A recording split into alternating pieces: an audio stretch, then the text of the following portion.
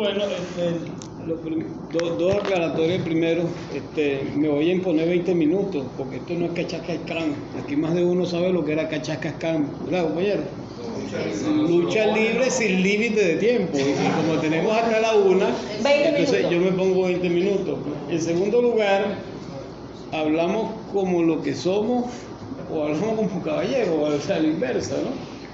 Nosotros hemos utilizado la categoría de la rebelión para no hablar abiertamente de la insurrección. Una cosa es una rebelión, otra cosa es una insurrección. La insurrección es un proceso que se fue perfilando y son los comunistas los que más o menos marcaron pauta en teoría y en práctica. O sea, la revolución bolchevique fue el resultado de una insurrección. La revolución francesa fue más una rebelión, aun cuando hubo una dirección política, ¿no? La montaña principalmente, pero también había girondinos, pero no era un mando único, etcétera, ¿no? La Comuna de París ya fue más una insurrección, el movimiento obrero organizado más o menos marcó pauta en esa dirección, pero indiscutiblemente que la Revolución de Octubre fue ya se convierte pues, en un referente obligado de lo que es una insurrección. Hubo también insurrección de Shanghái, pero fue muy particular, y hubo muchas insurrecciones lideradas principalmente por el movimiento comunista. Nosotros particularmente tenemos un debate sobre el problema de la insurrección desde el año 92, en discusiones con la gente que acompañó al jefe de Reinaldo, de Miguel, un señor llamado Hugo Chávez Frías, ¿verdad? Y eso fue un debate, pues si aquello era una rebelión, una insurrección, un golpe militar, los ganamos a la idea de que era una insurrección porque habían condiciones insurreccionales. Y ahí tomamos aquella premisa de Marx en el sentido de que la insurrección es un arte. Montar una insurrección es un arte. O sea, sin embargo, determinar el momento insurreccional requiere de la ciencia. Eso ya no es un arte. O sea, tiene que ver cuáles son las condiciones objetivas y subjetivas que te marcan ese punto, pues, a partir del cual tú defines un golpe estratégico. Venezuela todavía está en esas condiciones. Sin embargo, siendo la insurrección un arte, se mueve con base en algunos principios. Y uno de los principios del proceso insurreccional es que si tú estás en un momento insurreccional, tú no puedes permitirle al enemigo, ¿verdad?, que se recupere, que gane tiempo. Hace cosa de 3 meses, ¿quién quería ganar tiempo? Es más, quiere ganar tiempo todavía. Sin duda alguna el gobierno quería ganar tiempo. En enero, febrero, marzo, el gobierno quería ganar tiempo. Y por eso van montando aquella celada en Noruega para ganar tiempo. Esa es una de las cosas que tiene que preguntarse la oposición. Pues, o sea, ¿vale la pena un proceso de diálogo cuando estamos en una política?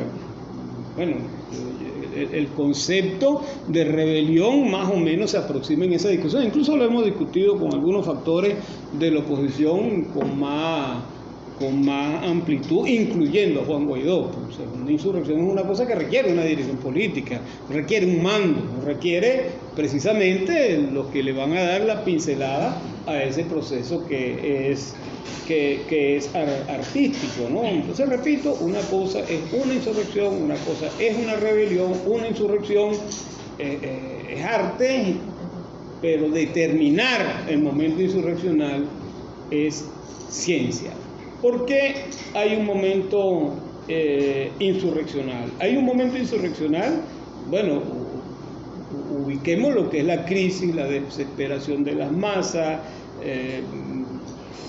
las contradicciones interimperialistas, porque tal vez desde 1908 para acá, el momento político en el cual han estado presentes de una manera tan clara el imperialismo en Venezuela es en este lapso. O sea, 5 o 6 años para acá están metidos los 3 bloques imperialistas, pero con todas sus pezuñas, pescuezos, etcétera, ¿no?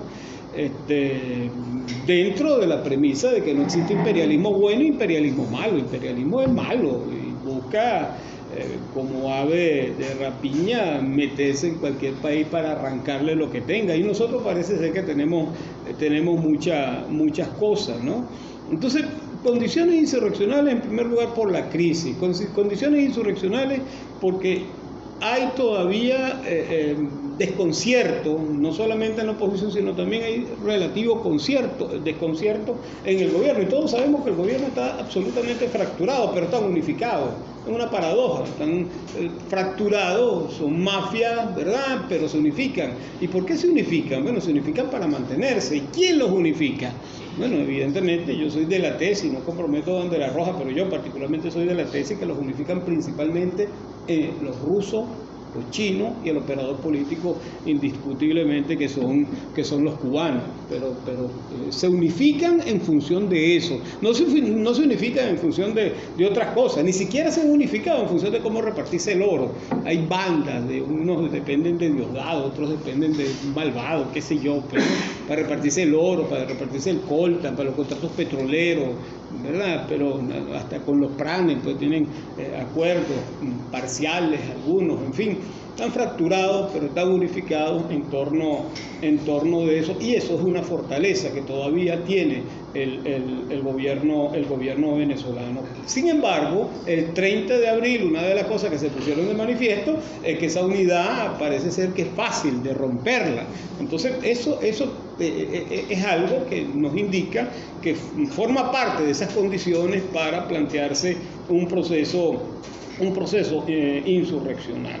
Las contradicciones interimperialistas, por supuesto, que forman parte de lo que nosotros podemos aprovechar para el proceso insurreccional.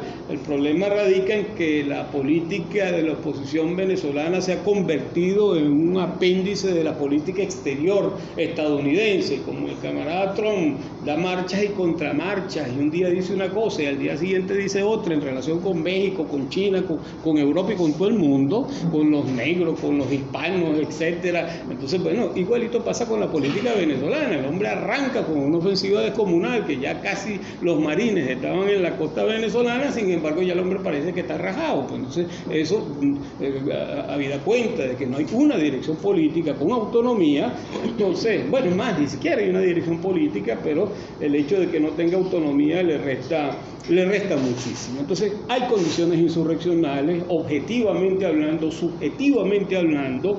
El pueblo venezolano estaría dispuesto a embarcarse, incluso combinando ese proceso de rebelión con una insurrección, más cuando ese movimiento espontáneo ha demostrado una gran capacidad de respuesta. ¿Cuál es la diferencia? Por ejemplo, la rebelión del año 2014, la rebelión del año 2017, el componente espontáneo,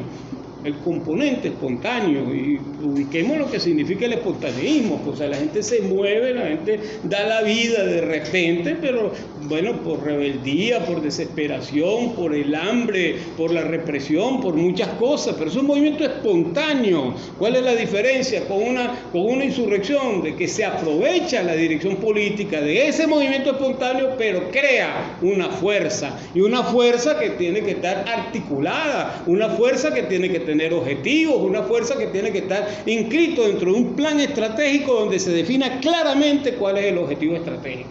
Pero unifica la fuerza, combina las distintas formas de lucha, da marcha y contramarcha, hace zigzag, pero tiene la precisión de que un día determinado va a producirse la insurrección. Los bolcheviques tuvieron meses, tuvieron años preparando la insurrección de 1917, y Lenin, en una actitud poco democrática, se le impuso al Comité Central porque el día tenía que ser eso. Si mal no recuerdo, era a los 2 días, algo así, pues, ¿no? La cosa y pasó mañana, y Kamenetz y Novie sapearon la cosa, lo hicieron público, pero no importa que se haga público, porque hay las condiciones objetivas para la insurrección.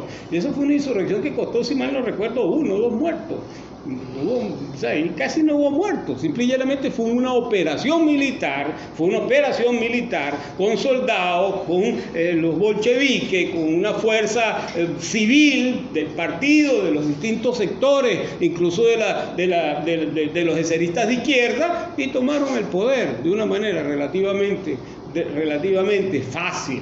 En ese momento se presentaba esa dualidad de poder, y esa dualidad de poder fue aprovechada en favor de ese proceso insurreccional, al punto de que cuando se instala la Asamblea Nacional Constituyente se produce uno de los primeros decretos de Lenin como presidente del Soviet Supremo, ¿verdad? Bueno, cerrando la Asamblea Nacional Constituyente. Es un nuevo poder el que está surgiendo. Bueno, nosotros hemos vivido durante este lapso una dualidad de poderes, pero no ha sido aprovechada en función del proceso insurreccional. El proceso insurreccional requiere no solamente de conciencia en torno de lo que se va a hacer, sino que también requiere de una dirección política, y esa es la principal falla que tiene la oposición venezolana, ¿no? Entonces son conceptos fundamentales. Una insurrección tiene que concebirse, ¿verdad?, como un hecho que requiere, bueno, de la paciencia, del orfebre, de toda su destreza, ¿verdad?, para hacer una bella joya, pero ese orfebre debe ser una dirección política con capacidad para unificar fuerza, combinar distintas formas de lucha, establecer en qué momento se va a dar el golpe principal, porque las condiciones objetivas pasan, las condiciones subjetivas pasan.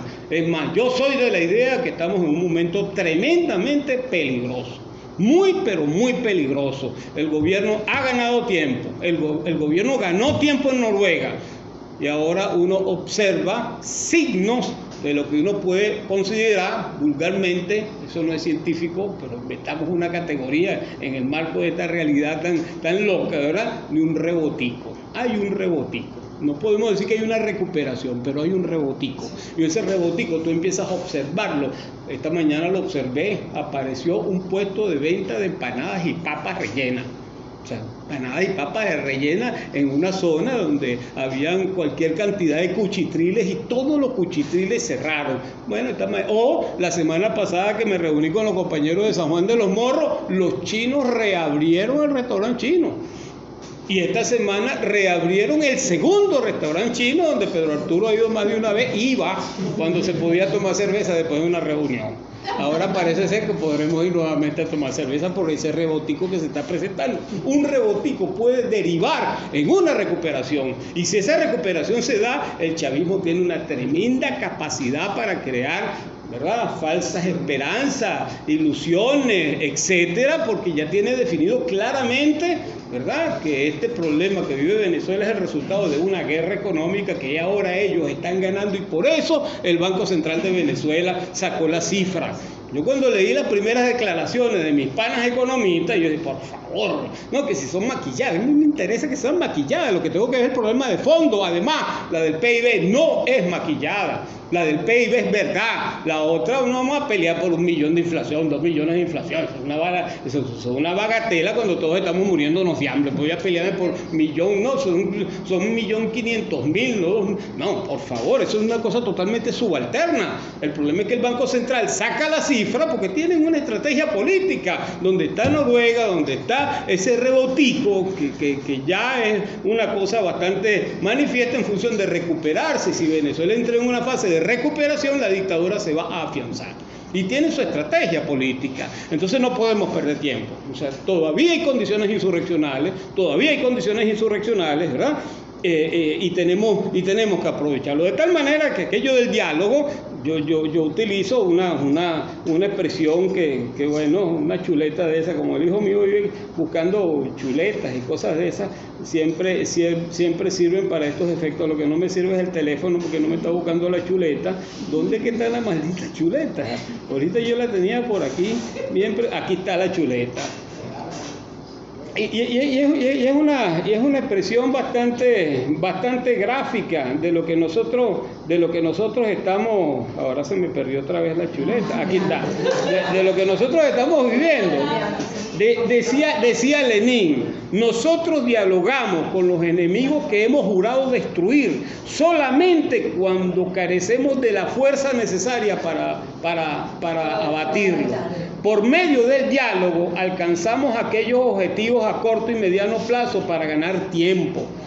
Y cuando efectivamente seamos más fuertes, entonces tomamos sin contemplaciones lo que queremos y sin que nos conmuevan las declaraciones y las apelaciones de los enemigos venidos a menos.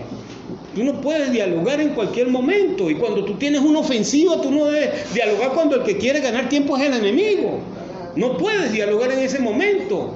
O hacer el diálogo como lo hizo los camaradas allá en Vietnam. O sea, ¿cuándo dialogaron? Bueno, cuando tenían, y cada vez que se sentaban, bueno, esos chinos lanzaban una ofensiva, pero brutal. O sea, cada vez que se sentaban en París, era una mortandad enorme en Vietnam. O sea, lanzaban una ofensiva. Bueno, nosotros nos sentamos en Noruega y mandaron a parar las iniciativas de la plataforma de conflicto. O sea, ¿cómo vamos a parar la iniciativa de masa? No, por el contrario, en ese momento tenía que desarrollar más iniciativa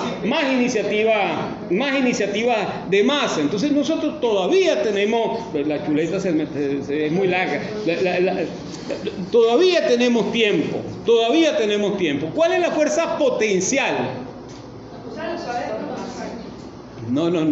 ¿Cuál es la fuerza potencial con la cual cuenta la oposición todavía? La fuerza potencial principal y fundamental que tenemos nosotros es la conciencia del pueblo venezolano, la conciencia de la mayoría del pueblo venezolano, y dentro de esa conciencia el descontento y la aspiración por un cambio. ¿Cómo se convierte eso en fuerza material? Bueno, se convierte en fuerza material con organización, se convierte en fuerza material con movilización, pero una movilización articulada. Ahora, ¿quién va a desarrollar, verdad, esa organización, esa movilización, esa planificación? Tiene que ser una vanguardia. Nosotros le hemos propuesto ya en 3 oportunidades al camarada Guaidó, bueno, que se cree una dirección política. Esa dirección política tiene que tener nombre y apellido, y tiene que ser un Estado Mayor. Tiene que ser que consiga el proceso insurreccional como una operación militar. Si no, estamos muertos, porque estos tipos están ganando tiempo y estos tipos no están solos. Aquí buena parte de la oposición tenía la ilusión de que los chinos y los rusos iban a negociar a Venezuela. No es que Venezuela no es negociable. Yo soy de la tesis de que Venezuela no es negociable. Venezuela no es negociable porque tiene oro, porque tiene coltan, porque tiene tierras raras, porque tiene elementos estratégicos en la disputa interimperialista.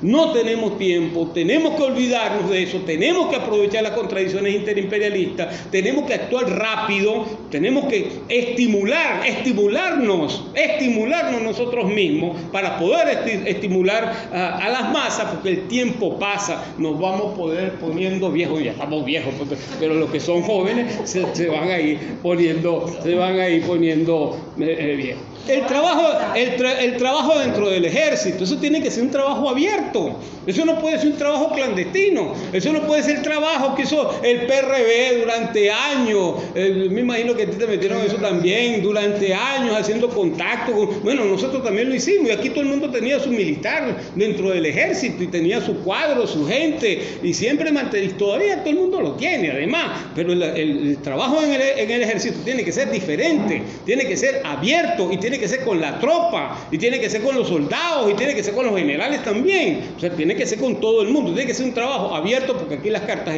están sobre las mesas. Conclusión: hay condiciones insurreccionales en Venezuela, no tenemos mucho tiempo para desarrollarlo, pero hay que crear una dirección política dentro del principio que desarrollara el camarada Marx. Me disculpen las citas que son de comunistas, porque yo soy comunista de chiquito, pues, ¿verdad? Decía Marx: la aceleración o la lentitud del desarrollo dependen en grado considerable de estas cualidades históricas, entre las que figura el carácter de los hombres que encabezan el movimiento al iniciarse este. Esa es nuestra tarea, ese es nuestro reto y tenemos que ponernos al frente. Gracias.